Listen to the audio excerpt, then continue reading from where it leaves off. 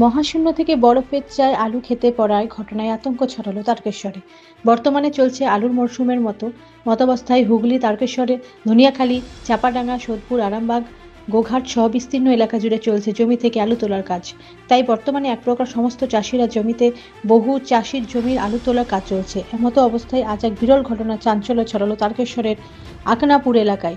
তারকেশ্বর এবং ধনিয়াখালী থানার একদম সীমান্তবর্তী এলাকায় আকনাপুর গ্রাম।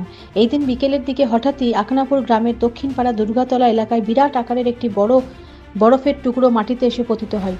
প্রচণ্ড শব্দে পড়ার সঙ্গে সঙ্গে আশেপাশে জমিতে থাকা চাষিরা আতঙ্কিত হয়ে ছুটে আসে। প্রত্যক্ষদর্শীদের কথায় চাষিরা ছুটে এসে দেখেন আনুমানিক একটি বড় আকারের বরফের চাই জমিতে এসে পতিত হয়েছে। ঘটনার জেরে ওই জায়গায় আনুমানিক 2 ফুটের মতো গর্ত হয়ে যায় এবং তা বেশ কয়েকটি টুকরোতে পরিণত হয়েছে।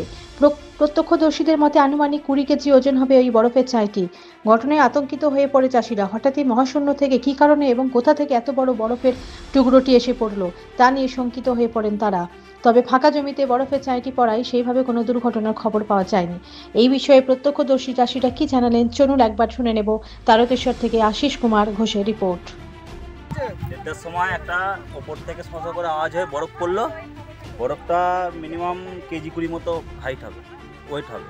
বরফে বিরাট বড় একটা চাই পড়েছে। এটা কোন এলাকা? এটা আগনাপুর, ধনেখালী মজা, ধনেখালী মজা আগনাপুরের পাশে। এটা ব্যাপারে আতঙ্কিত সবাই? হ্যাঁ, সবাই আতঙ্কিত, ভয় পেয়েছে। সবাই ভয় পেয়েছে। এক পাশে একটা গরু বাঁধা ছিল, গরুটা খুব বেঁচে গেছে। আর মাঠের আশেপাশে সবাই কাজ করছিল এখানে? সবাই আলু ভাঙছিল। এখানে 100-200 জন লেবার ছিল, আলু ভাঙছিল।